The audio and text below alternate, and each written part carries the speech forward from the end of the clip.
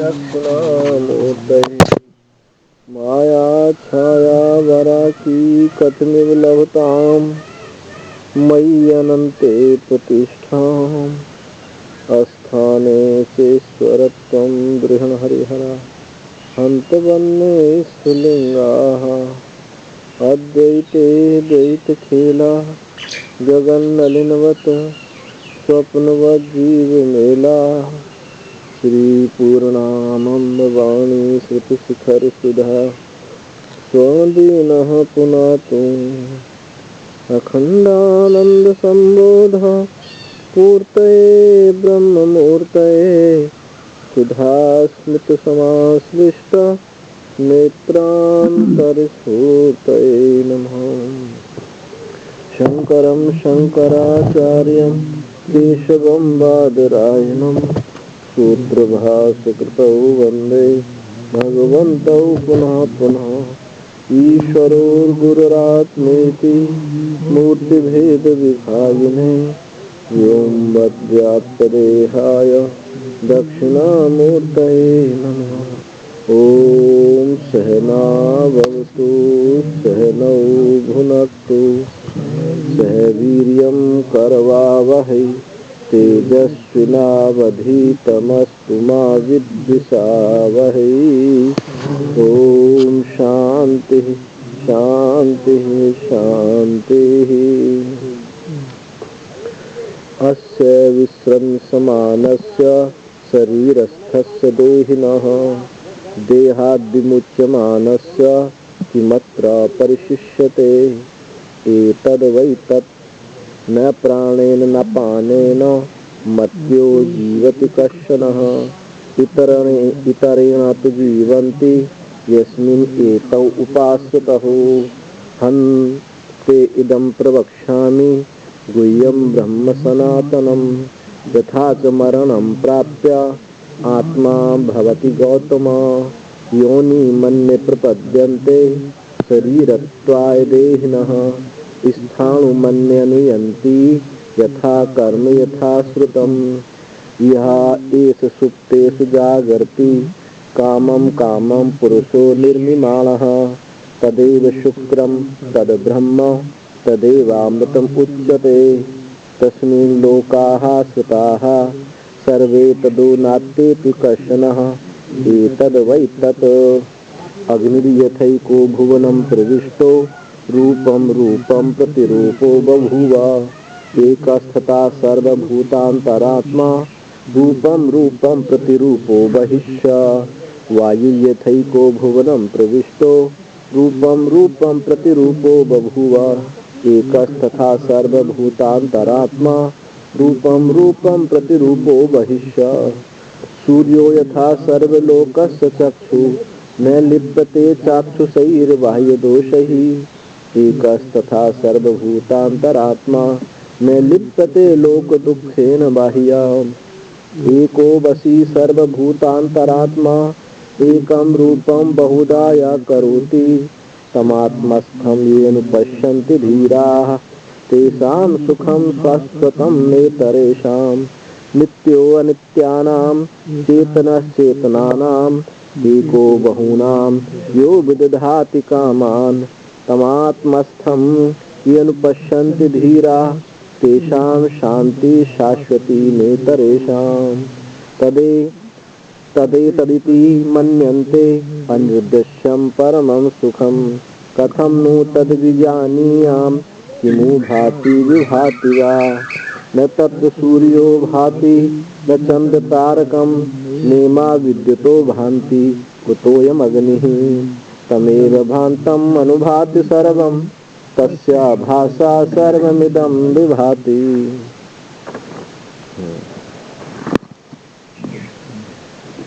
चौथा अस्य विश्रंसमानस्य शरीरस्थस्य देहिनः देहाद् विमुच्यमानस्य किमत्र परिशिष्यते एतद्वैतत्। अस्य विश्रंसमानस्य शरीर में जो स्थित देही आत्मा है इसके नष्ट हो जाने पर ये प्राणादि समुदाय से क्या शेष रह जाता है? पर प्राणादि समुदाय में क्या शेष रह जाता है? अर्थात कुछ भी नहीं रह सकता। यही जो अवशिष्ट तत्व है यही ब्रह्म है। किंच अस्य शरीरस्थस्य आत्मनो विस्रंसमानस्य अवस्रंसमानस्य भ्रंसमानस्य देहिनो देहवत्। इस शरीर में जो स्थित आत्मा का विंसमानस्य अवस्रंसमानस्य भ्रंसमानस्य में भ्रष्ट हो जाने का, समाप्त हो जाए तो देहिनो देहवत। तो जैसे देही, अब क्या शेष रहेगा? आत्मा में देह से पृथक हो जाने पर देही आत्मा के देह से पृथक हो जाए, अलग हो जाए, यदि शरीर ये नष्ट हो जाए तो प्राणादि कर्म समुदाय में क्या शेष रह जाएगा? अर्थात कुछ भी शेष नहीं रहता है। विसर्ंस शब्दार्थम आहा, विसर्ंस शब्द के अर्थ को बताते हैं।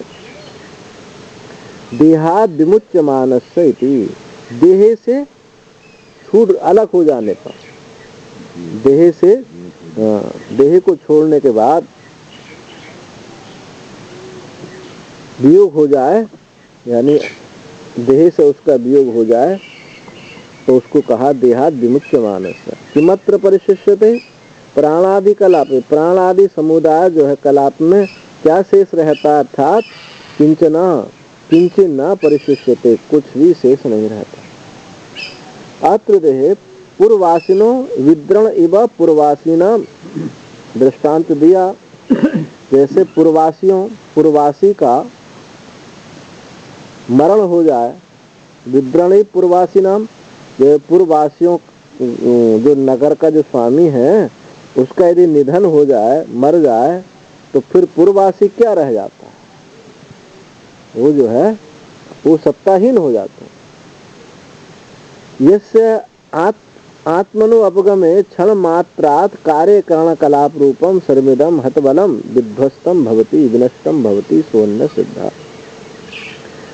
जिस आत्मा के अपगम क्षण मात्र से अपगम हो जाए, हट जाए, तो कार्य करण कलाप रूप जो सब है ये हतबल हो जाता है, बल नष्ट बल प्राय हो जाता है।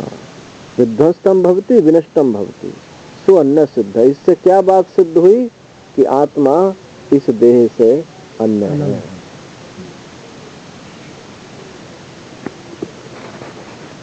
यस्या मतम प्राणापानादि अपगमात् विध्वस्तम भवति न तो तद व्यतिरिक्त आत्मपगमात् प्राणाधिविरेव हि मर्त्यो जीवन्ति इति नहीं तदस्ति। यदि कोई ऐसा समझे कि प्राणापान आदि के हट जाने से ही ये शरीर जो है नष्ट होता है, प्राणापान जो है सांस लेना बंद हो जाता है तब ये नष्ट होता है, तो न तो तद व्यतिरिक्त, उससे व्यतिरिक्त आत्मा के अपगम हट जाने से ये नष्ट नहीं होता। प्राणाधिवीरे मृत्यु जीवति, प्राण आदि के द्वारा ही जो मनुष्य है ये जीवित रहता है, आत्मा की कोई आवश्यकता नहीं। तो कहते हैं नहीं तो ऐसी बात नहीं है। प्राण आदि तो उसके पीछे प्रकाशित होते हैं। न प्राणेन न पानेन मृत्यु जीवति कृष्ण, ये मनुष्य जो है देहदारी न प्राण से न अपान से ही जीवित रहता है, न प्राण से जीवित रहता है, न अपान से जीवित रहता है। किंतु तो इतरे न, कोई इनसे अलग ही कोई है जिससे ये जीवित रहते हैं, जिसमें ये यस्मिन एतौ उपासितौ, जिसमें दोनों हैं आश्रित है, आश्रय पाए हुए। प्राण अपान जो है उनकी जो क्रिया होती है इन्हीं से होती है। न प्राणेन न पानेन चक्षुरादिना वा मृत्यो मनुष्य देहवान कश्न भवति। प्राण से, अपान से अथवा चक्षुरादि इंद्रियों से ये मनुष्य देहवान, कोई देहवान नहीं रह, कोई देहवान जीवित नहीं रहता। न कोपी जीवति न ही ऐसा परार्थानाम संहत्य कार्यत्वाद जीवन हेतुत्व उपपद्यते। मैं ही, क्योंकि इनका परार्था नाम संहत्य कार्यत्वात्, ये तो संघात से इकट्ठे हुए, ढेर हुए, पुर्जा एक एक पुर्जा करके जोड़े हुए हैं। देह तो एक एक पुर्जा करके जोड़ा हुआ है, तभी तो ऑपरेशन कर देते हैं, एक अंग को निकाल देते हैं फिर दूसरा डाल देते हैं। पुर्जा है तो संहित कार्यत्वात्, और किसके लिए? परार्था नाम, दूसरे के लिए। संघात जब होता है वो दूसरे के लिए होता है, ये देह देह के लिए नहीं है। देह जो है आत्मा के लिए है। ये खेत मकान आदि किसके लिए है? ये आदमी के लिए है, ये अपने लिए नहीं रखता। पेड़ कोई भी स्वयं फल नहीं खाता है, तो इस मनुष्य की सेवा के लिए है। तो ये बात कही कि इन पदार्थों का दूसरों के लिए जो ये ढेर है, ये जीवन हेतु, इनका जीवन हेतुत्व नहीं प्राप्त होता। स्वार्थेन असंहतेन परेण किंचित प्रयुक्ता अप्रयुक्ता संहितानाम अवस्थानाम न दृष्टम ग्रहादीनाम लोके। स्वार्थ रूप से यानी असंहत रूप से, बिना, असंहत माने, संहत माने मेल जोल, मिला करके, बिना मेल, हाँ, बिना मेल वाला, पर आत्मा के द्वारा किंचित अप्रयुक्त, उसके द्वारा परेण किंचित अप्रत्युक्तम अप्रयुक्तम संहतानाम अवस्थानाम न दृष्टम। ये जो संघात अवस्था का ये देखा नहीं गया है कि स्वयं वो अपने लिए ही प्रयुक्त हो गए। संघात जो है अपने लिए ही प्रयुक्त हो, ऐसा नहीं देखा गया है।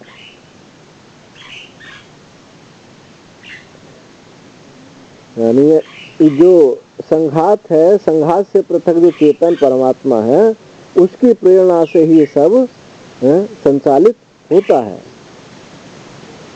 उसकी प्रेरणा के बिना, जैसे दृष्टांत दिया ग्रहादीनाम लोके, लोक में जो घर हैं, ग्रह आदि हैं, वो जो है बिना स्वतंत्र, उस चेतन की प्रेरणा के बिना ग्रह आदि का संघात पदार्थों की स्थिति नहीं रह सकती। चेतन के बिना इन घर मकानों की स्थिति नहीं रह सकती। 2-4 साल झाड़ू ना लगाया जाए, सब मकान बर्बाद हो जाता है।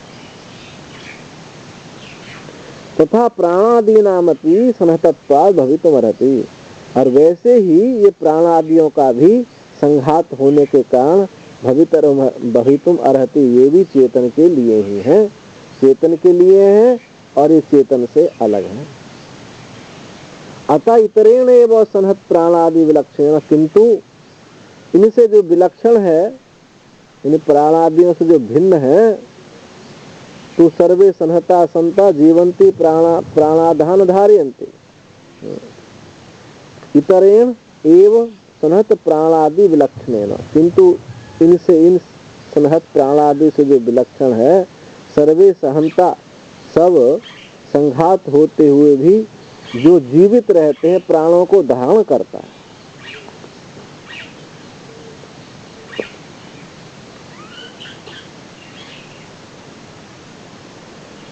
तो ये सब किसके लिए? किसी चेतन के लिए ये जीवित रहते हैं। यस्मिन् संहत विलक्षण आत्मनि सति परस्मिन् एतौ प्राणापानौ चक्षुरादि भी सनतौ उपासतौ। जिसमें यस्मिन् संहित विलक्षण, इस संघात से जो विलक्षण है आत्मा, उस आत्मा के होने पर, उस परमात्मा के होने पर ही ये प्राण अपान आदि और चक्षुर आदि रहते हैं। यानी उसी में सनत उपासित, उसी में आश्रित किए रहते हैं। उसके आश्रय के बिना ये प्राण अपान आदि कुछ भी क्रिया नहीं कर सकते। यस्या सनतस्य अर्थे प्राणापान आदि स्व व्यापारम कुर्वन् वर्तते। जिस असंहत के लिए, जिस असंघात के लिए, यानी जिस चेतन के लिए ये प्राण अपान आदि अपने व्यापारों को करते हुए वर्तते हैं, सनतः सन स ततो अन्य सिद्ध इति अभिप्राय। संघात होते हुए स ततो अन्य, उससे वो अन्य है, ये बात सिद्ध हुई कि संघात से चेतन परमात्मा अन्य है, ये देह नहीं है।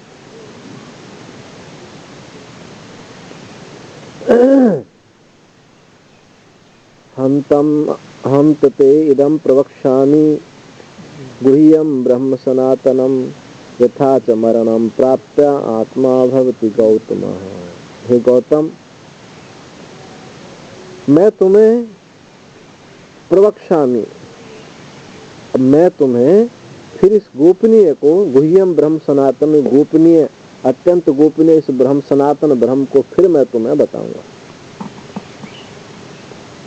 यथा च मरणम प्राप्त, जो मरण को प्राप्त करके, मरण को प्राप्त करके जैसा ये होता है आत्मा, वैसा तुम्हें मैं बतलाऊंगा। क्योंकि यही तो प्रश्न था नचिकेता के मरने के बाद में कैसा रहता है, तो मरण को प्राप्त करके आत्मा वो कैसा होता है ये मैं तुमको बता देता हूँ। हंत इदानीं पुनरपि ते तुभ्यम इदम गुह्यम गोप्यम ब्रह्म सनातनम चिरंतनम प्रवक्ष्यामि।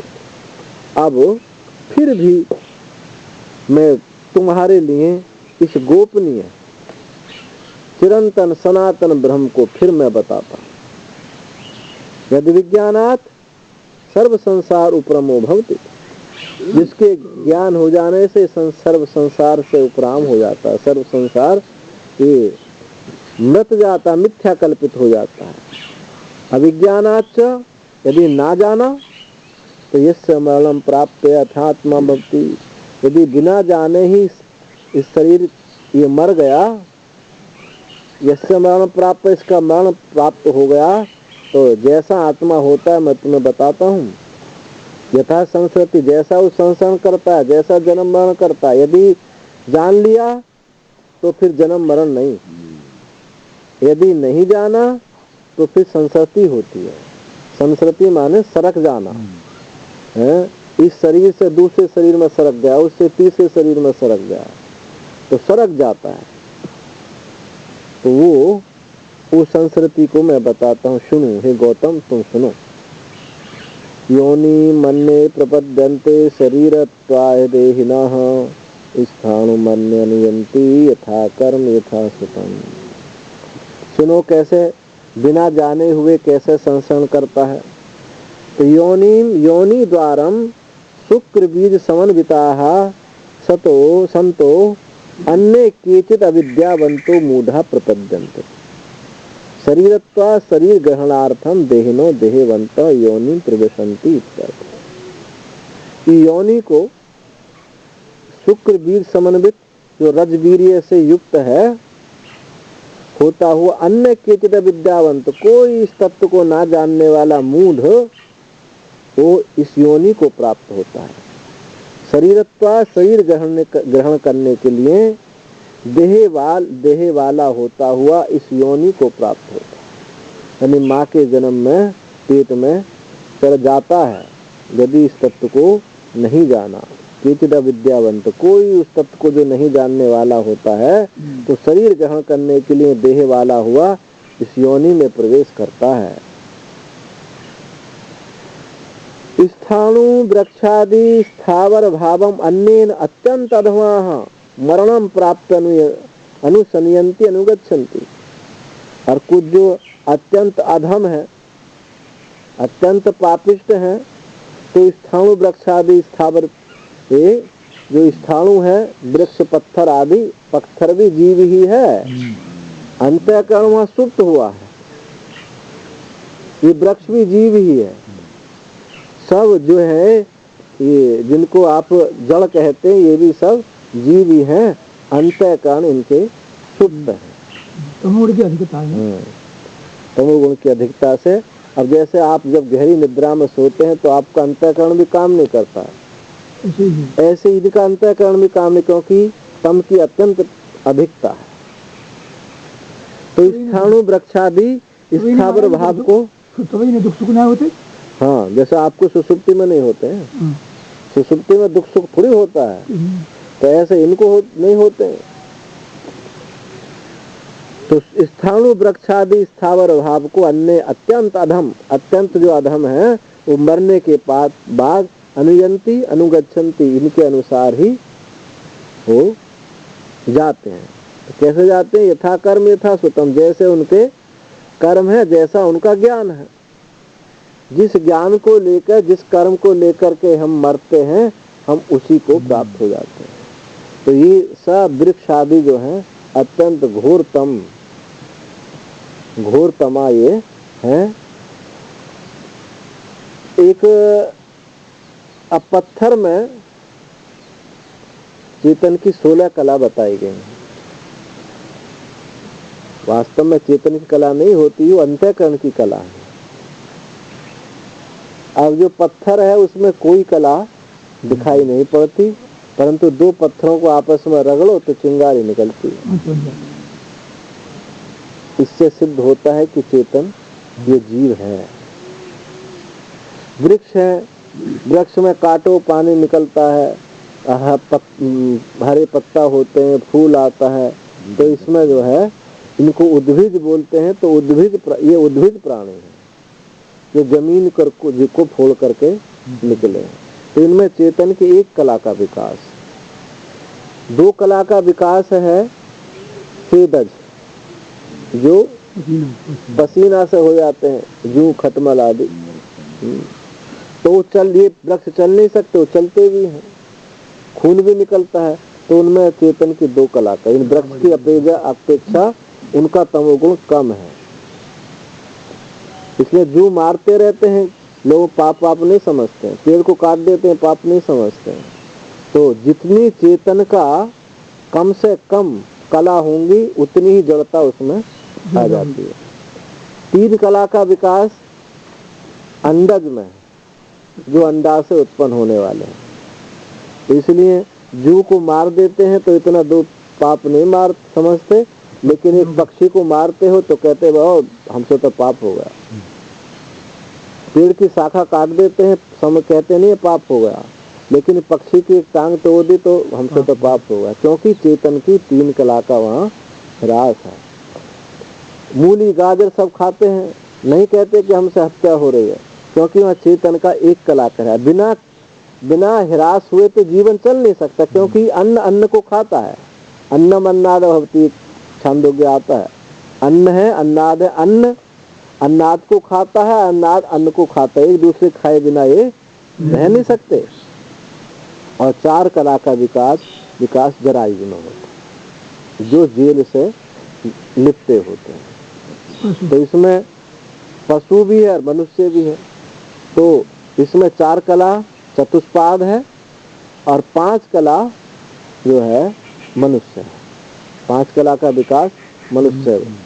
अब 5 कला के विकास में सामान्य मनुष्यों की गिनती गिनी गई। 6 कला का विकास में कोई धर्मात्मा है, ब्राह्मण है, धर्मात्मा है, ये 6 कला के विकास में आता है। हाँ, संस्कारिक जिनके जीवन में सात्विकता है। और 7 कला का विकास ये जो है इसमें वैराग्यवान में होता है। धर्मात्मा में 6 कला का विकास, और वैराग्यवान धर्म से ऊपर उठ जाता है तो संसार से वैराग्य उसको हो गया, उसमें 7 कला का विकास और 8 कला का विकास जीवन मुक्त महापुरुष में होता है। और 8 कला से ऊपर जो और 8 कला बचती हैं वो सब अवतार कोटि में गिने जाते हैं। 8 कला तक 8 कला के बाद अवतार, अब अवतार कोटि। तो फिर तो कोई जन्म मरण फिरेगा तो क्या फायदा होगा? क्या जन्म मरवाएगा? क्या मतलब? कोई जन्म मरण है वो अवतार में जन्म मरण। अवतार का जन्म हुआ है? जन्म तो जाम अवतार भैया कैसे अवतार भैया जन्म ना हो। अच्छा, जन्म नहीं होते हैं। जन्म अगर इनका जन्म होगा प्रकट हो, जन्म नहीं होता है इनका। जन्म हो फिर तो मनुष्य और अवतार में क्या अंतर होगा? जन्म तो औरों का भी हो रहा है। तो अवतार में जन्म मनुष्य, सामान्य मनुष्य के जन्म में अंतर है? कुछ नहीं है। तो जो अंतर है वही अंतर है बस। ये कर्म, अपने कर्मों से जन्म होता है, वह कर्म नहीं होते हैं। चिन्मय बपू है अवतार का, चिदानंद में देह तुम्हारी, जन्म मरण नहीं होता है।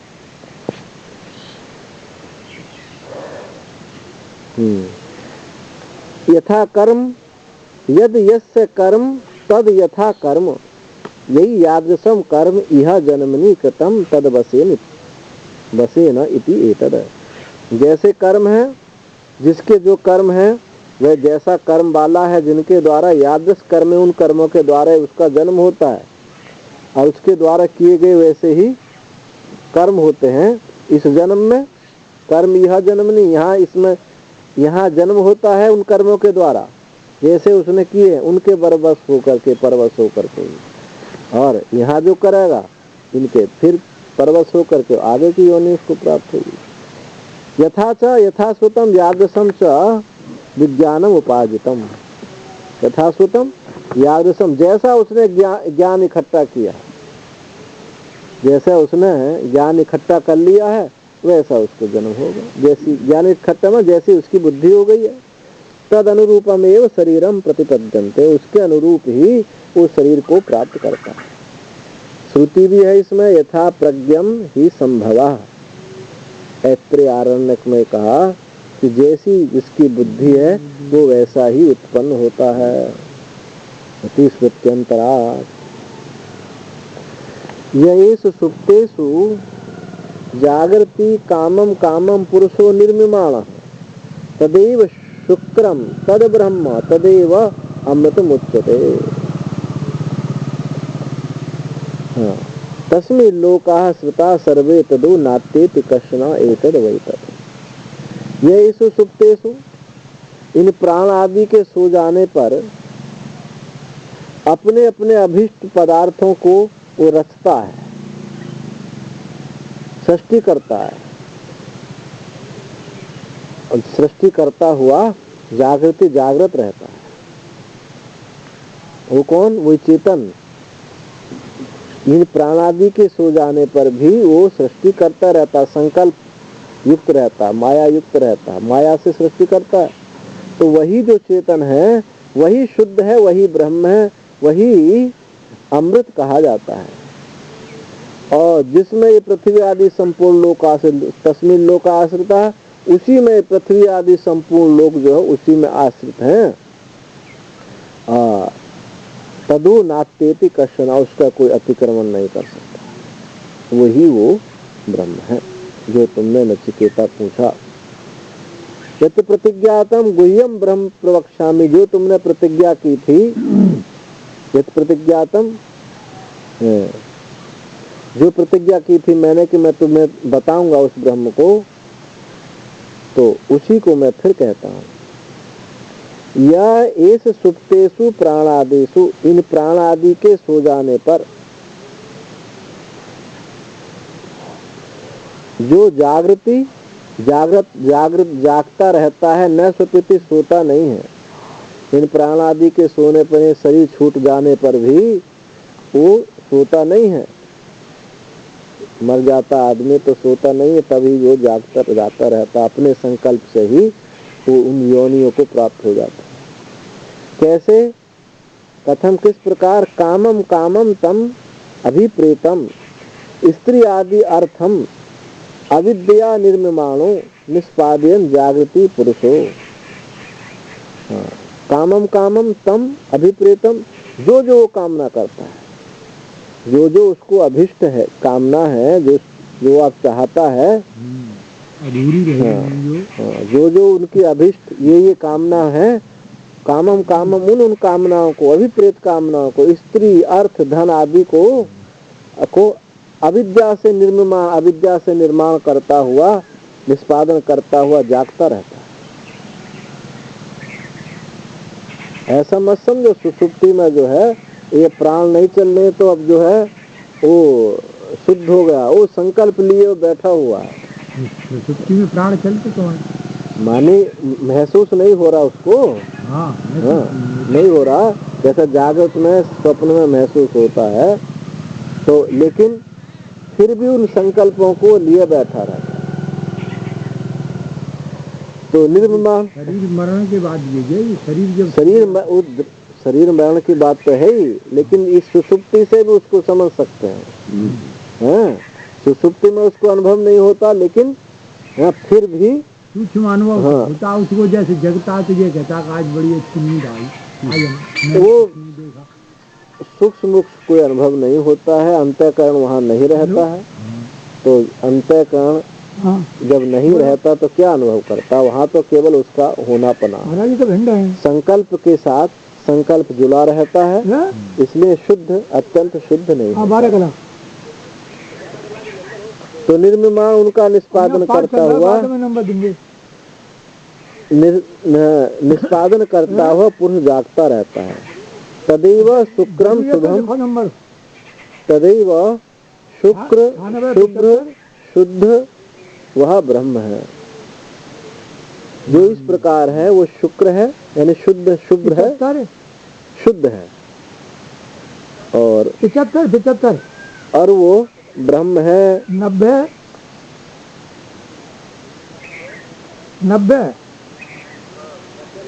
24 70 है,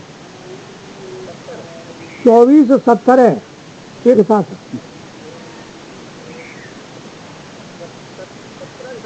70 है एक साथ।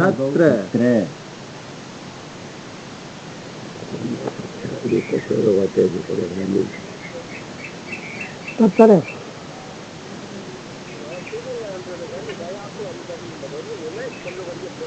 हाँ हाँ ठीक है, तो बोल रहे मैं रामानंद उन्हीं के पास रहता है, एक महात्मा है, उनको ये नंबर। वही शुक्र शुभ्र शुद्ध है। तद ब्रह्म नानद गुह्यम ब्रह्मास्ति। ये इससे अलग कोई गुह्य ब्रह्म नहीं है। तदैव अमृतम अमृतम यानी अविनाशी उच्यते, वही अमृत कहा जाता है, अविनाशी कहा जाता है। सब शास्त्रों में जो है बताया है उसी को अविनाशी बताया है। किंच पृथ्वी आदयो लोकाः तस्मिन्नेव सर्वे ब्रह्मणे आश्रिता सर्वलोक कारणत्वात् तस्य। इसके सिवा पृथ्वी आदि जो लोक हैं वो उसमें ही, उस ब्रह्म में ही आश्रित है। क्यों है? सर्वलोक कारणत्वात्, संपूर्ण लोकों का वो कारण है।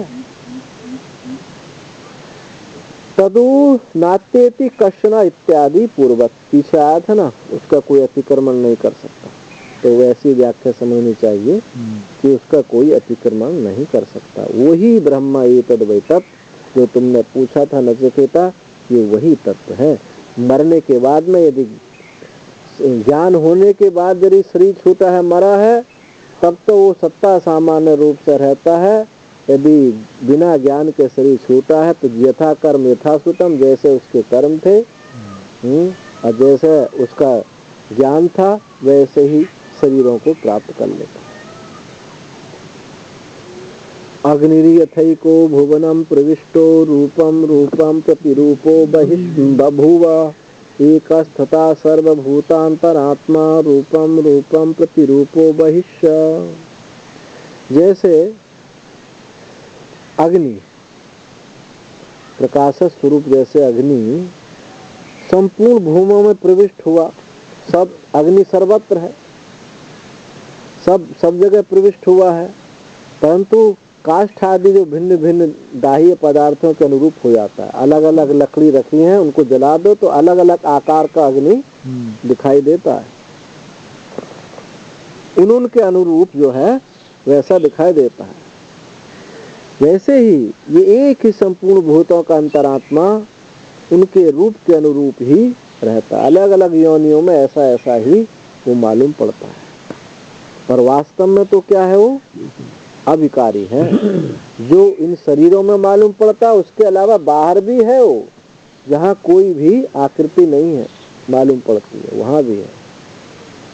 तो ये जो पहले कहा उसी को स्पष्ट करके बता रहे हैं। जो किसी को ये प्रश्न हो कि आकृतिवान कैसे हो जाता है, तो ये जैसे अग्नि है सर्वत्र होते हुए भी उन उपाधियों के कारण ऐसा आकारवान सी बन जाती है, वैसे ये चेतन सर्वत्र होते हुए भी यथा कर्म यथा श्रुत उपाधि के द्वारा वैसा वैसा ही प्रतीत होने लगता है, पर वास्तव में तो उसका जो स्वरूप है वो एक ही है। अनेक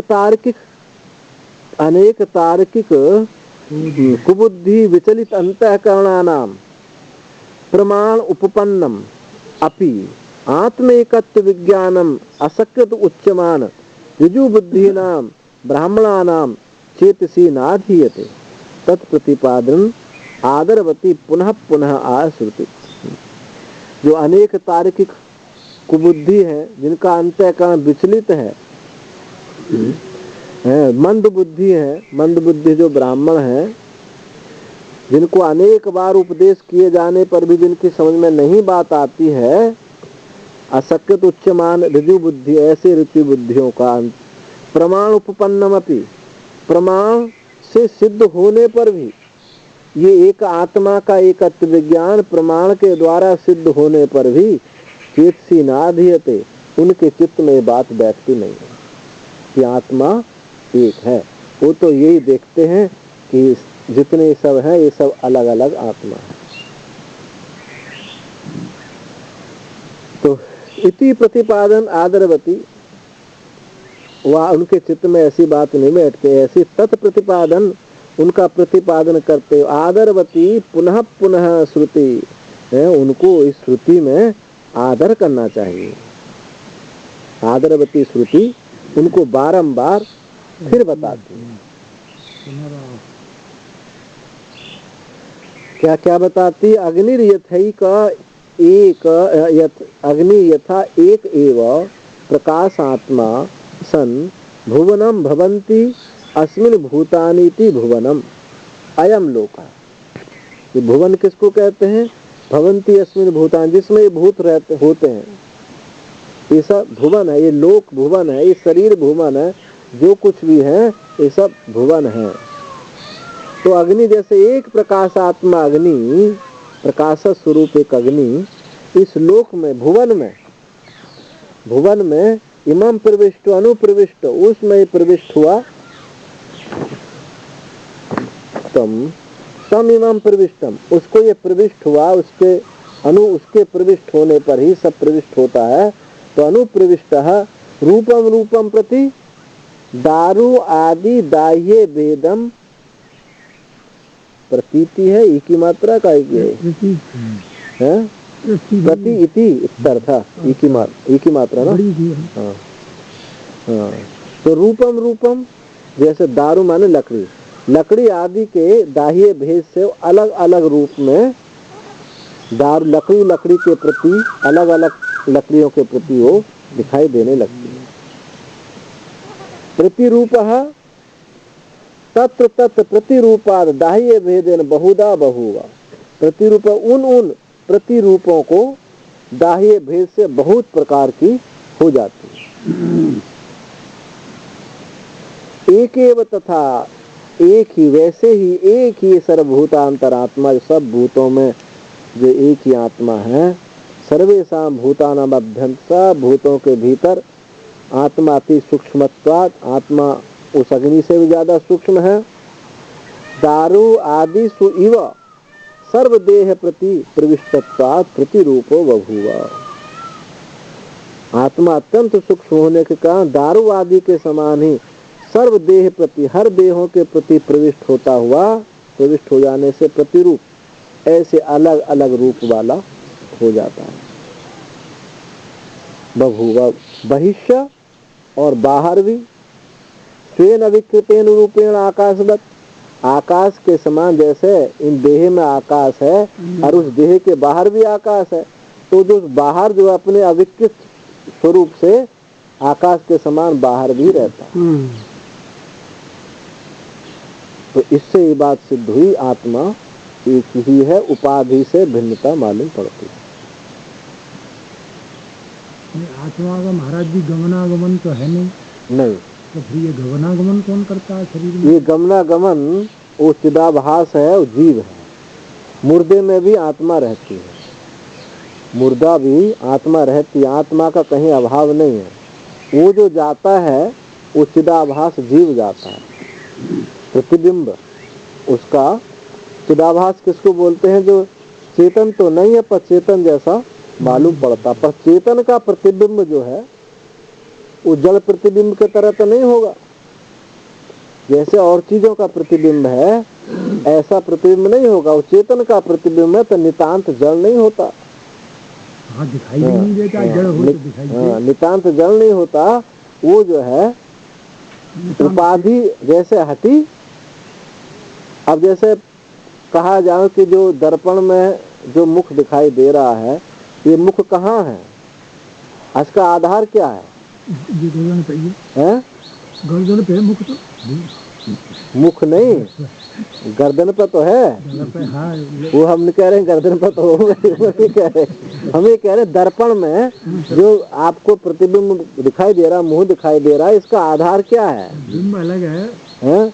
ये आधार इसका दर्पण है या बिंब है? बिंब है। हाँ, तो ऐसे ही वो जो प्रतिबिंब है उसका आधार क्या है?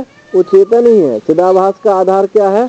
चेतन ही है, दर्पण उसका आधार नहीं है। कैसे पड़ा बिंब का? है भाई दर्पण कहाँ से आ गया उसमें? वो तो एक ही चीज है। दर्पण यही है, अंतःकरण है, माया है। हाँ, तो ये कहाँ से लग गई?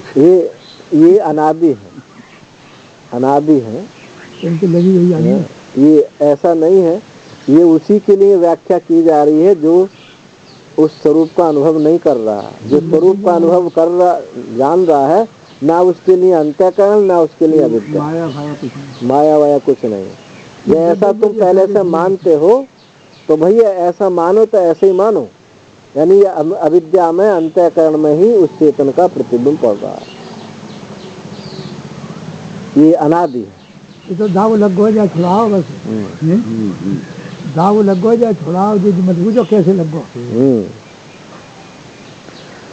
तो वायु यथैक इत्यादि ना,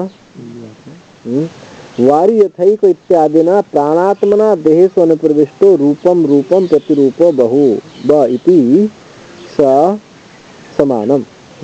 जैसे पहला मंत्र था अग्नि का, इसमें दूसरा दृष्टांत दिया वायु का।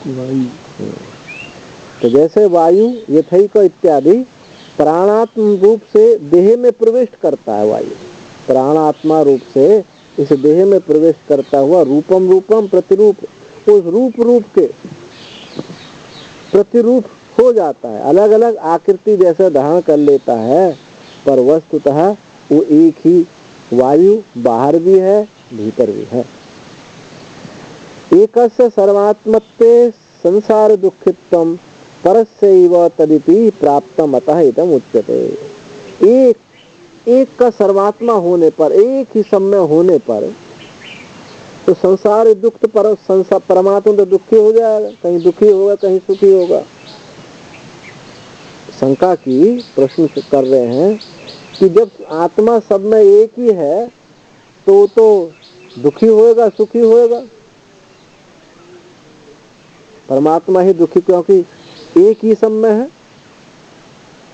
ऐसा प्राप्त होने के दम उच्चते, ऐसा कहते हैं। देखो ऐसी बात नहीं है, एक सर्वत्र है तो कहीं दुखी हो गया कहीं सुखी हो गया, तो उसका अपना अलग रूप थोड़ी है।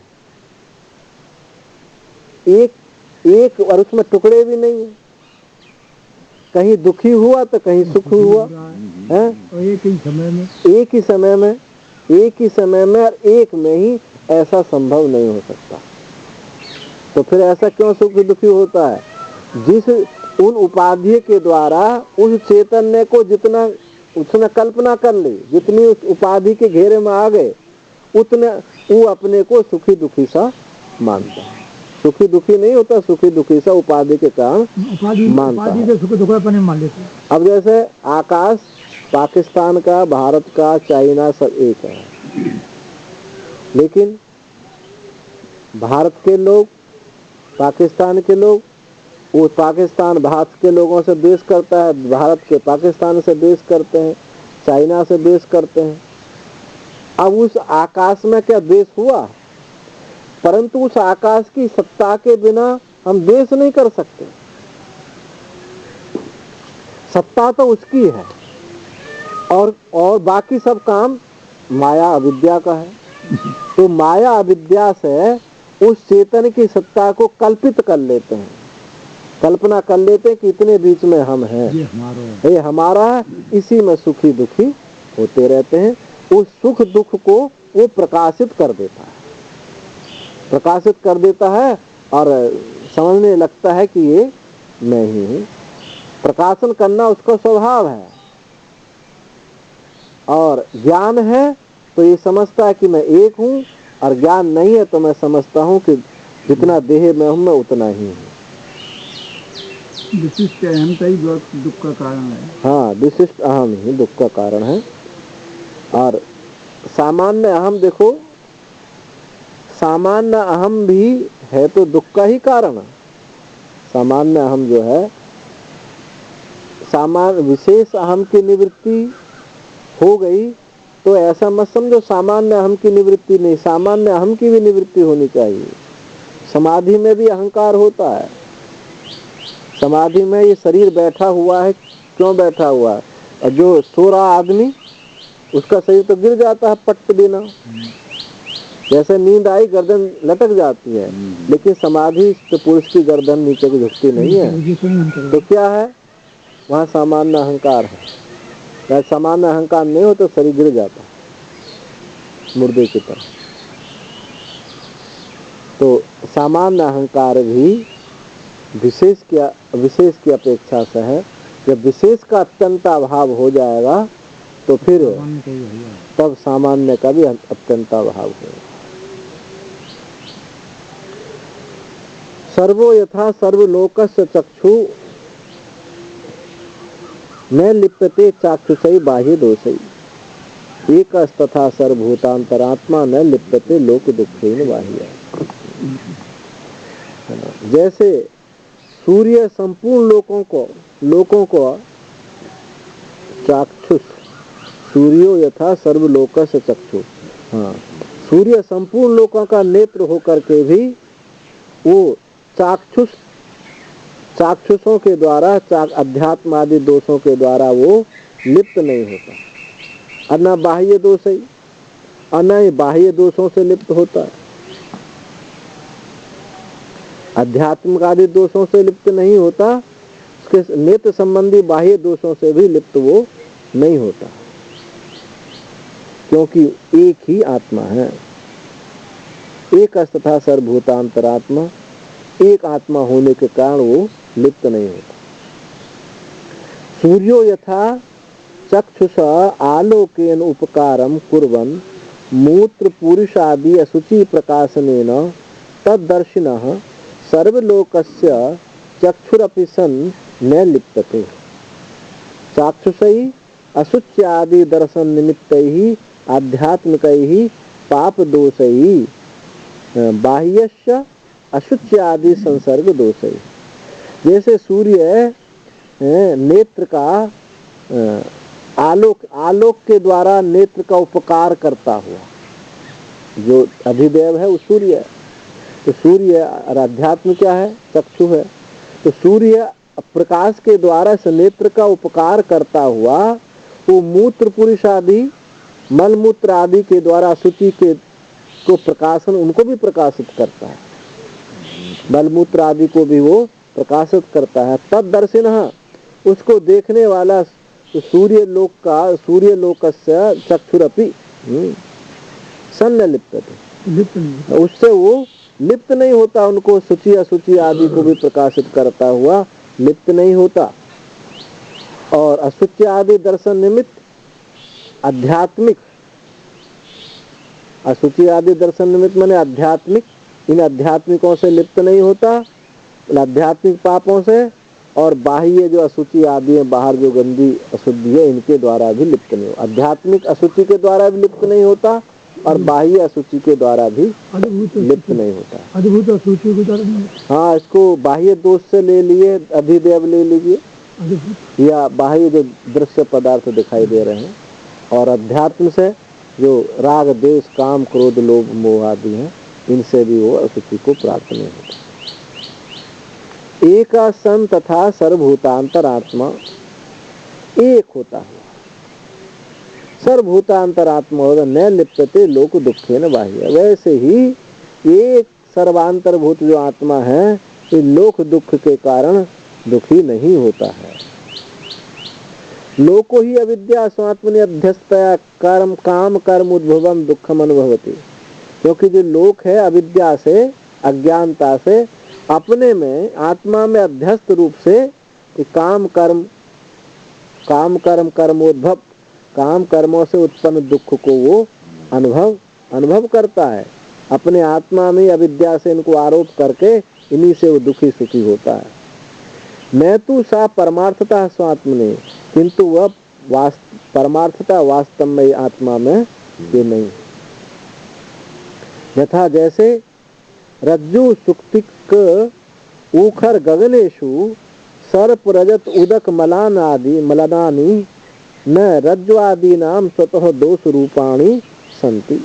जैसे रज्जु में सांप, सुक्ति में रजत और ऊसर भूमि में राजस्थान में ये जल और आकाश में मलिनता, ये जो है न रज्जु आदि नाम स्वतः दोष रूपाणी संति। रज्जु आदि को स्वतः दोष रूप वाले ये नहीं होते।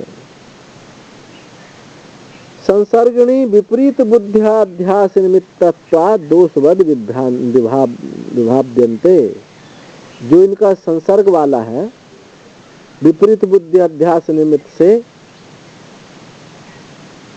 विपरीत बुद्धि अध्यास निमित्त अभ्यास के कारण इनका जो संसर्गी है वही वो दोष वाला सा मालूम पड़ता है।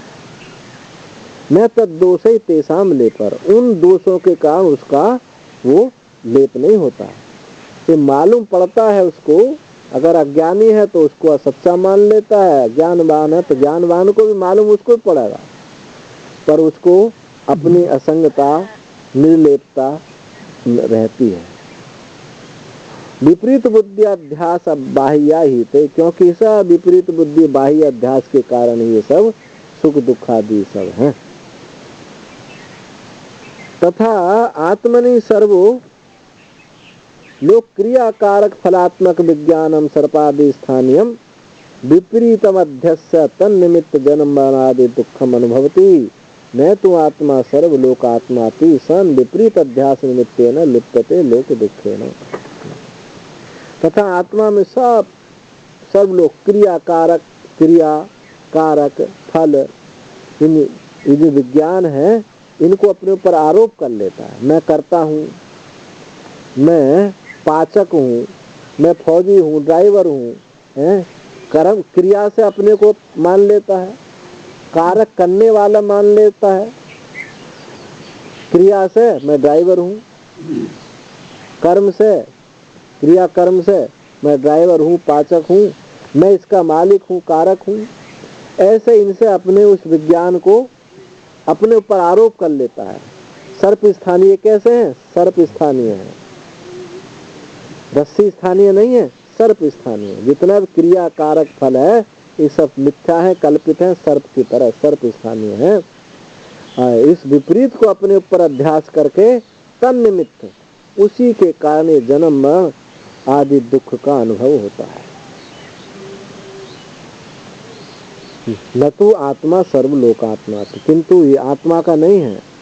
आत्मा सर्वलोकों का आत्मा होते हुए भी विपरीत अध्यास से, विपरीत अध्यास के कारण ये लोक दुखे न, आत्मा सबका आत्मा होने के कारण उससे विपरीत अध्यास निमित्त से वो लिप्यते लोक दुखे न, उससे लिप्त उस लोक दुख से वो दुखी नहीं होता, क्योंकि वह अविद्या है ही नहीं। कुतः क्यों नहीं होता है? वो बाहर भी तो है, जैसे भीतर है बाहर भी तो है। वो उसमें कोई टुकड़ा हो करके बाहर नहीं हुआ, जो बाहर है वही भीतर है। यदि भीतर दुख होगा तो बाहर या तो संपूर्ण का संपूर्ण दुख होगा, यानी ऐसा विचार करें, या तो संपूर्ण जितने दुख सुखी प्राणी हैं सब उस आत्मा को संपूर्ण आत्मा दुखी हो जाएगा, यानी सब जितना भी सृष्टि में जीव हैं वो सब दुखी होने चाहिए या सब सुखी होने चाहिए। और यहाँ तो बिल्कुल ऐसा उल्टा है, कहीं सुखी है कहीं दुखी है। तो ये भी विरोध होने से ये बात बनती नहीं।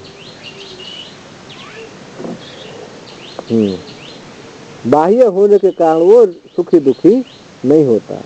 रज्ज्वादिवद एव विपरीत बुद्धि अध्यास बाह्यो ही स इति। रज्जु आदि के समान, रज्जु आदि के समान ये विपरीत बुद्धि अध्यास बाह्यो ही स, वो अध्यास से बाहर ही वो रह जाता है। जैसे रज्जु आदि के विपरीत विपरीत बुद्धि एवं अध्यास से ये बाहर भी रहता है। वो रस्सी जहाँ सांप दिखाई दे रही वहीं रस्सी नहीं है, कहीं दूसरी जगह भी रस्सी है। तो बाहर होने के कारण उसमें वो ये दोष नहीं आ सकते। एको वशी सर्वभूतांतरात्मा एकम रूपम बहुधा या करोति।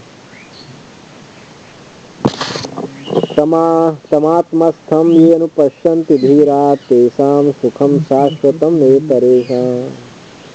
जो एक स्वतंत्र संपूर्ण भूतों का अंतरात्मा है, अपने एक विशुद्ध विज्ञान स्वरूप को ही अनेक प्रकार से कर लेता है। एक होकर के रूपम रूपम बहुधा या करोति अनेक प्रकार से कर लेता है उपाधि वशात। उस आत्मा को तमात्मस्थम येन पश्यन्ति, उसको शरीर में स्थित हुआ है। तम आत्मस्थम येनु पश्यन्ति, उस आत्मा में स्थित येनु पश्यन्ति, धीर पुरुष उसको नहीं देखते हैं। बुद्धि में चेतन रूप से अभिक्त जो आत्मदेव है उसको धीर पुरुष तो देखते हैं, और ये जो विज्ञान और शरीर आदि जो हैं इनको वो नहीं देखते हैं। तेषां सुखम शाश्वतम नेतरेषां, और जो वही उनका सुख है, वही शाश्वत सुख है, नेतरेषां दूसरों का जो नहीं। जो उसको अपने आत्म स्वरूप में स्थित हुआ जो देखते हैं, ये अनुपश्यन्ति, उनको ये संसार नहीं दिखाई देता। किंच इसके सिवा साही परमेश्वर सर्वगत स्वतंत्र एको न तत्समोऽभ्यति को व अन्योस्ति। वह एक ही परमेश्वर सर्वगत स्वतंत्र एक, न तत्सम उसके समान भी कोई नहीं है, अधिक तो कौन होगा ही कैसे, अधिक भी उसके समान भी कोई दूसरा नहीं है, और अधिक तो संभव ही नहीं है। बसी सर्वम ही अस्य जगत वसे वर्तते। वसी क्या है? संपूर्ण जगत इसके बस में, इसके बस में ये संपूर्ण जगत है। संपूर्ण जगत को अपने बस में करता हुआ ये वर्तता है। कुतः कैसे? सर्वभूतांतरात्मा, सबका आत्मा होने के कारण सबको बस में किए हुए। यतः एकमेव सद एक रसम आत्मानं विशुद्ध विज्ञान रूपम नाना रूपाधि अशुद्ध उपाधि भेद वसे न बहुधा अनेक प्रकारम यह करोति। जो इस प्रकार एक सदात्मा विशुद्ध विज्ञान स्वरूप नाना रूप आदि अशुद्ध उपाधि भेद वसात वो अनेक प्रकार का कर लेता है। इस माया से, इस अविद्या से, उपाधि भेद से अनेक प्रकार का अपने को कर लेता है।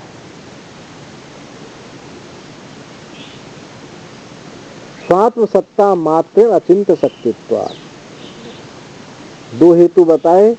अचिंत शक्तित्वात् स्वात्म सत्ता मात्रेण, अपनी सत्ता मात्र से, अचिंत शक्ति से, वो उपाधि भेद से अपने को अनेक प्रकार का कर लेता है। उसकी सत्ता है, ना हो तो अनेक भेद नहीं हो सकते। तम आत्मस्थम स्वशरीर हृदय आकाशे बुद्धौ चैतन्याकारेण अभिव्यक्तम इति एतत्। उस आत्मा को उस शरीर में स्थित, यानी आत्मस्थम स्वशरीर हृदय आकाशे, अब शरीर में वो अपने शरीर में हृदयाकाश बुद्धि में चैतन्य आकार रूप से वो अभिव्यक्त हुआ है। न ही शरीर से आधारत्वम आत्मनः आकाशवद अमूर्तत्वात्। आकाश के समान अमूर्त होने के कारण आत्मा उसका आधार शरीर नहीं है। जैसे आकाश सर्वत्र है, व्यापक है, तो उसका आधार ये भिन्न भिन्न स्थान, ये भिन्न भिन्न शरीर उसके आधार नहीं है। आकाशवद अमूर्तत्व, आकाश के समान अमूर्त होने से इस आत्मा का आधारत्व शरीर नहीं है। कैसे आदर्शस्थम मुखम इत यदवत, जैसे दर्पण में स्थित जो मुख है, प्रतिबिंब है, उस प्रतिबिंब का आधार जो है ये दर्पण नहीं है। क्योंकि नहीं तो दर्पण में दिखाई दे रहा है, दिखाई दर्पण में दे रहा है, लेकिन वहाँ वो है नहीं है। कहाँ वो? क्योंकि प्रतिबिंब अपने बिंब से कभी भिन्न नहीं हो सकता। छाया, मनुष्य की जो छाया है, ये उस मनुष्य शरीर से भिन्न नहीं रहती है। यही माया है जो अभिन्न भी नहीं है और भिन्न भी नहीं है। अभिन्न है, अभिन्न नहीं है, अभिन्न होती तो बाहर प्रतीत कैसे दिखाई देती? यदि भिन्न है तो फिर ये आत्मस्थ कैसे होती? यही उसकी अनिर्वचनीयता है माया की। सन्नापि सन्नापि उभयात्मिकानो भिन्नापि भिन्नापि उभयात्मिकानो महाद्भूता अनिर्वचनीय रूपा। ना सत कह सकते, ना सत कह सकते, ना अंग वाले कह सकते, ना बिना अंग वाले कह सकते हैं, ना भिन्न कह सकते, ना भिन्न कह सकते। महाद्भूता एक अनिर्वचनीय शक्ति है।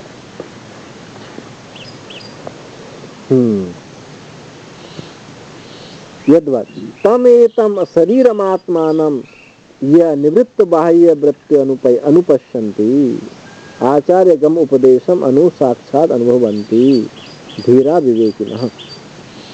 उसी आत्मा को, ईश्वर आत्मा को, जो निवृत्त बाह्य वृत्ति, जिसकी बाह्य वृत्ति निवृत्त हो गई है, ऐषणाएं जिसकी निवृत्त हो गई हैं, ऐषणाओं से वृत्ति बनती है, ऐषणा ना हो तो वृत्ति नहीं बन सकती है। तो बाह्य निवृत्त वृत्तया वो ही देखते हैं। कैसे देखते हैं? आचार्य आगम उपदेश, श्रुति और गुरु के उपदेश के बाद वो साक्षात अनुभव करते हैं। कौन? धीरा विवेकी पुरुष। तेषां परमेश्वर भूतानां शाश्वतम नित्यम सुखम आनंद सुख आत्मानंद लक्षणम भवति। उन्हीं का, उन्हीं विवेकियों का, परमेश्वर भूतों का, जो परमेश्वर के का बोध जिनको हो गया है, उन्हीं का ये सुख जो है शाश्वत, शाश्वत सुख उन्हीं का है। नहीं परेशान, दूसरों का नहीं। दूसरे कौन है?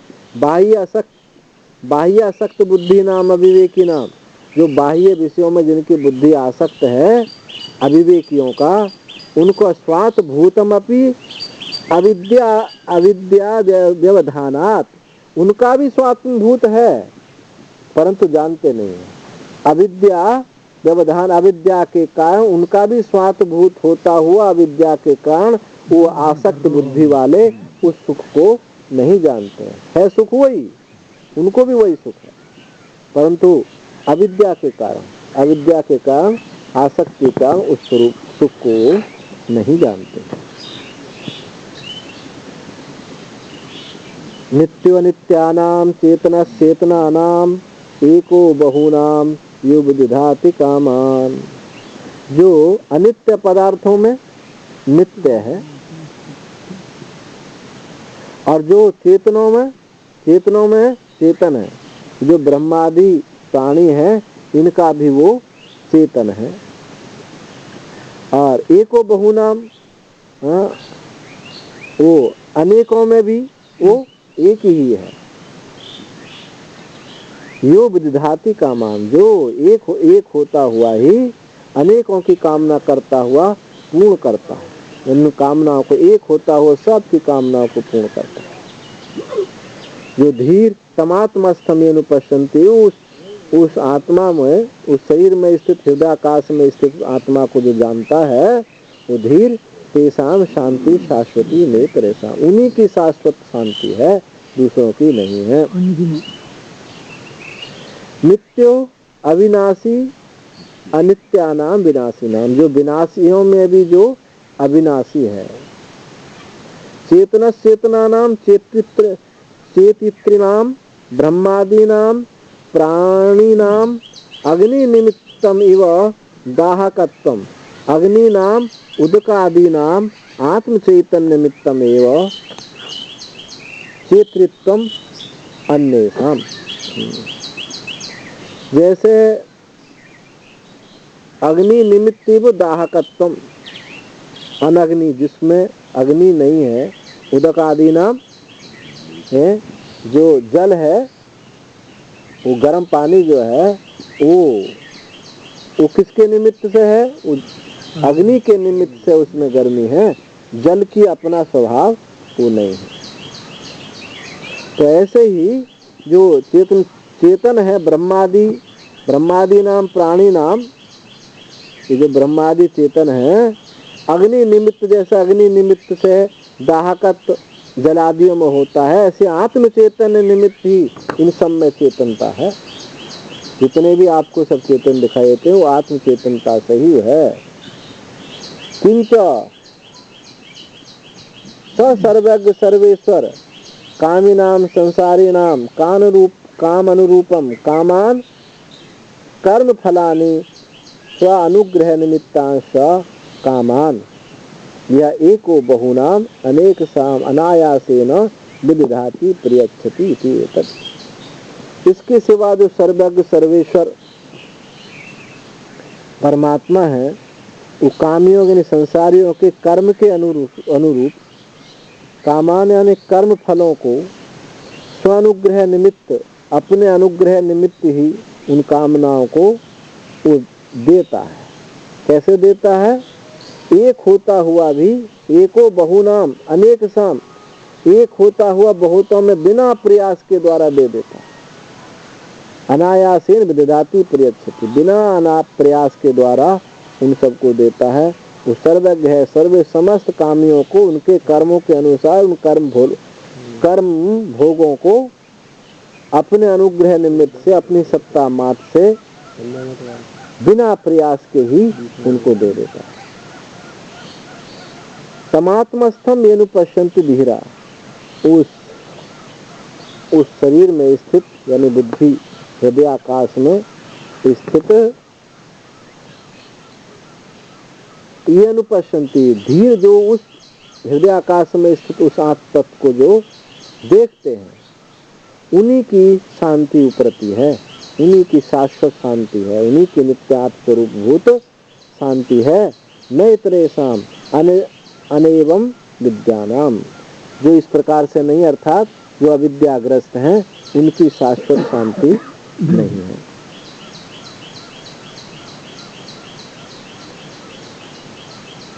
तदेतदिति मन्यन्ते अनिर्दिश्यं परमं सुखं कथं नु तद् विजानीयाम किमु भाति विभाति वा। तद एतद मन्यन्ते, उसको ही ये मानते हैं। अनिर्दिश्यम परमम सुखम, उस आत्मविज्ञान को ही मन वाणी के जो अविषय है, अनिर्दिश्यम परम सुखम, मन वाणी के जो अविषय परम सुखी सुख विवेकी मानते हैं, उसी को परम सुख मानते हैं। कथम नु विजानीयम, उसे मैं कैसे जान सकूंगा? कथम नु विजानीयम, कैसे जान? किमु भाति विभाति वा, क्या वो प्रकाशित होता है, विशेष रूप से प्रकाशित होता है? मैं उसको कैसे जानूंगा? क्या प्रकाशित होता है, विशेष रूप से प्रकाशित होता है? यद तद आत्मविज्ञानम सुखम, जो ये आत्मविज्ञान जो सुख है, अनिर्देशम निर्देष्टुम अशक्यम, इसका निर्देश करना संभव नहीं है। परम प्रकृष्टम, परम प्रकृष्ट प्राकृत पुरुष बांग मनसयो अगोचरम, प्राकृत पुरुषों की मन वाणी का जो विषय नहीं होता हुआ, और क्या निवृत्तेषणा, ये ब्राह्मण ते तदेतत् प्रत्यक्षम में मन्यन्ते, जो निवृत्तेषणा ब्राह्मण हैं, जिनकी ऐसा समाप्त हो गई है, वही इसको प्रत्यक्ष ही, ऐसा ही उसको प्रत्यक्ष मानते हैं। जो प्राकृत बुद्धियों का विषय नहीं है, बाह्य इच्छाओं से रहित है, ऐसा जो अनिर्दिष्ट बाह्य विषयों से रहित जो सुख है, विज्ञान आत्मा है, उसको ये ब्राह्मण लोग ऐसा प्रत्यक्ष ही मानते हैं। कथम नु केन प्रकारेण तत् सुखम अहम विजानीयाम, किस प्रकार से उस सुख को मैं जानूं?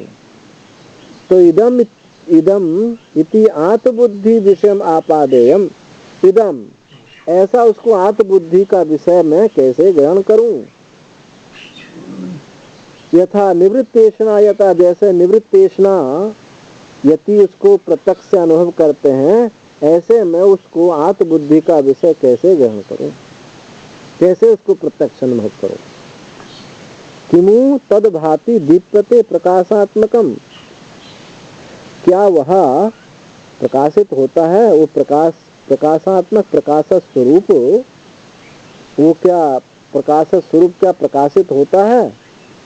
तद यतो अतो अस्मद बुद्धि गोचरेत्य, जो हमारी बुद्धि का विषय हो सके, विस्पष्ट रूप से देखा जा सके, किंबा नेति अथवा नहीं देखा जा सकता, वो हमारी बुद्धि को क्या विशेष रूप से दिखता है या नहीं दिखता है, दिखाई देगा? तो कहते हैं दिखाई देता, उसका प्रकाश स्वरूप इस प्रकार की है। न तत्र सूर्यो भाति न चंद्र तारकम नेमा विद्युतो भांति कुतोयमग्निः तमेव भांतम अनुभाति सर्वम तस्य भाषा सर्वमिदं विभाति। न तत्र सूर्यो भाति, वहाँ सूर्य प्रकाशित नहीं होता, सूर्य की गति नहीं है। न चंद्र तारकम, न चंद्रमा न तारे उसको प्रकाशित कर सकते।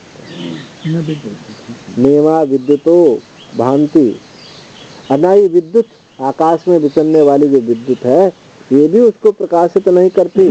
कुतोयम अग्नि, ये अग्नि तो कैसे प्रकाशित करेगी? कि ये तो क्योंकि जितनी बार बताएं सूर्य चंद्र तारे विद्युत, ये हमारी पहुंच से दूर की चीज है। अग्नि को तो हमारे पास रहती है, इंद्रिय गोचर होती है, वो कैसे इसको प्रकाशित कर सकेगी? तमेव भांतम अनुभाति सर्वम, उसी के प्रकाशित होने पर सब प्रकाशित होते हैं। तस्य भाषा सर्वमिदं विभाति, उसी के प्रकाश में सब विशेष रूप से प्रकाशित होते हैं।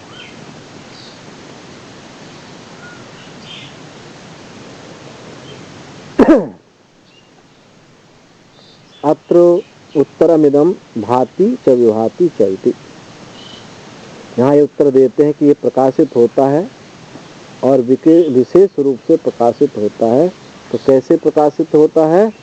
न तत्र तस्मिन् स्वात्भूते ब्रह्मणि सर्वाभासकोपि सूर्यो भाति तद ब्रह्म न प्रकाशति इत्यर्थ। उस स्वात्भूत ब्रह्म में जो सबका सर्वाभासक जो सूर्य, सबको प्रकाशित करने वाला जो सूर्य है, उस ब्रह्म में प्रकाशित नहीं होता। तथा न चंद्र तारकम नेमा विद्युतो भांति कुतोयम अस्मद गोचर अग्नि, ये चंद्रमा उसको प्रकाशित नहीं कर सकता, न विद्युत प्रकाशित करती है। अस्मद हमारी गोचर, अस्मद हमारे इंद्रियों का जो गोचर है, वो अग्नि तो कैसे उसको प्रकाशित करते हैं? किम बहुना यदिदम आदित्यादिकम सर्वम भांति तत्ते परमेश्वरम भांति भांतम दीप्यमानम अनुभाति अनुदीप्यते। अधिक क्या कहूँ, जो ये आदित्य आदिक सबको प्रकाशित करने वाला है, सर्वभाति सबको प्रकाशित करने वाला जो आदित्य का देव, वह ही परमेश्वर को तमेव परमेश्वरम भांतम, उस परमेश्वर के प्रकाशित होने पर ये प्रकाशित होता है। यथा जैसे जल उल्मुकादि अग्नि संयोगाद अग्नि दहंतम अनुदहती न स्वतः तद्वत्, जैसे जल और उल्मुख आदि, जो उल्मुख उसको बोलते हैं ना, हालात को, तो वो जो है अग्नि के संयोग से ही जलाते हैं। जल को गर्म नहीं किया जाए तो जल जलाने वाला नहीं है। जलते हुए काष्ठ लिखा हुआ है इसमें।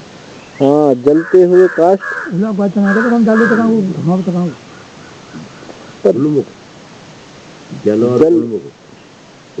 अलग होना चाहिए। जल उन्मुख, जल अलग होगा, जल और उन्मुख अलग होगा। कहा जावे जलते हुए काष्ठ देखो। उन्मुख माने वही जो लूका जलाने वाला, लकड़ी जलती हुई काट लूका नहीं बोलते हैं। तो लूका और जल, अब दोनों को एक करके भी कर सकते हो आप। वही है लूका जलती हुई काष्ठ। लेकिन जल शब्द किया ना उसको। तो वहाँ जलना शब्द संस्कृत में नहीं होता, जलना शब्द हिंदी का है।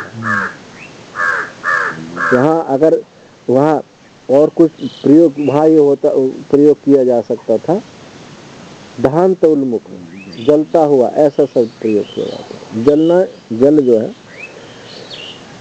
हिंदी का है, जलना शब्द हिंदी में प्रयोग होता है। तो जल उन्मुख आदि अग्नि संयोगात, जल और जो उन्मुख आदि का अग्नि के संयोग होने से अग्नि दहंतम अनुदहती है, वो तभी जलाते हैं जब अग्नि का संयोग हो जाता तभी वो जलाते हैं, नहीं तो नहीं जला। न स्वतः उनमें सामर्थ्य नहीं को जला सके। तद्वत उसी प्रकार इस चैतन्य के प्रकाशित होने पर ही ये सब प्रकाशित होता है। तस्यैव भाषा दीप्त्या सर्वमिदं सूर्यादि भाति, उसके भाषा, उसी की दीप्ति से सब सूर्य आदि प्रकाशित होते हैं।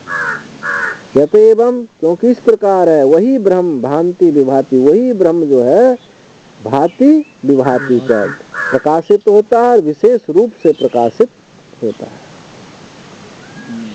कार्यगतेन विविधेन भाषा तस्य ब्रह्मणो, ये कार्यगत विविध कार्यगत रूप से जो प्रकाशित होना उस ब्रह्म का ही है। तस्य ब्रह्मणो भारूपत्वं स्वतो अवगम्यते, उसका प्रकाश रूप स्वतः जानी जाती है। उसकी जो प्रकाश रूपता है स्वतः जानी जाती है। नहीं स्वतो अविद्यमानम भाषणम अन्य से कर्तुम शक्यम, स्वतः अविद्यमान जो भाषण है, स्वतः जो विद्यमान ना हो, वो अन्य को प्रकाशित करने में सामर्थ्य नहीं रख सकता। घटादि नाम अन्य भाषकत्वात्, अन्य भाषकत्व अदर्शनात्, भाषण रूपाणाम आदित्यादि नाम तद दर्शनात्। जो घटादि है अन्य भाषकत्व, वो अन्य को प्रकाशित करते हुए नहीं देखे जाते हैं। घटादि नाम अन्य भाषकत्व दर्शनात्, उनका नहीं देखा जाता। और भाष रूपाणाम, जो आदित्य आदि प्रकाशित करने वाले हैं, वही अन्य को प्रकाशित करते हैं। देखे, इसी प्रकार से जो प्रकाश स्वरूप है वही सबको प्रकाशित करता है। जो प्रकाश स्वरूप नहीं है वो अन्य को प्रकाशित नहीं कर सकता। इसलिए आत्म चैतन्य ही सबको, उसी की सब, वही आत्म चैतन्य से ही सब प्रकाशित होते हैं। इसलिए वो आत्म चैतन्य इस मिथ्या जगत से, मिथ्या कल्पित जगत से वो अन्य ही है। जब कोई वस्तु मिथ्या हो गई तो फिर मिथ्या से अन्य नहीं कहना बनता है। मिथ्या से अन्य कहना तभी बनता है जब दोनों सच्चे हों। ये तो समझाने के लिए बात कह दी गई है। जो आपने कल्पित मान लिया, कहा जाए कि मिथ्या है, कल्पित है, कल्पना की गई है, असत है, उस असत से सत पर है, तो असत भी सत ही है। खरगोश के सींग से वो परमात्मा पर है, तो असत जो है, खरगोश का सींग जो असत है, वहाँ ये कहने के लिए बात है, पर वो असत, उसकी कोई सत्ता ही नहीं है, वो है ही नहीं, तो परमात्मा ही परमात्मा। जब ये कहा जाता है कि जगत मिथ्या जगत से परमात्मा पर है, तो मिथ्या की कोई सत्ता नहीं होती। इसलिए मिथ्या जगत वही है, दूसरा कोई नहीं है। इति श्रीमद् परमहंस परिव्राजकाचार्य गोविंद भगवत पूज्य पाद शिष्य श्रीमद् आचार्य शंकर भगवत कृतौ काठकोपनिषद द्वितीय अध्याय द्वितीय वल्ली भाषण समाप्त। ओम पूर्णमदः पूर्णमिदं पूर्णात् पूर्णमुदच्यते पूर्णस्य पूर्णमादाय पूर्णमेवावशिष्यते। ओम शांति शांति।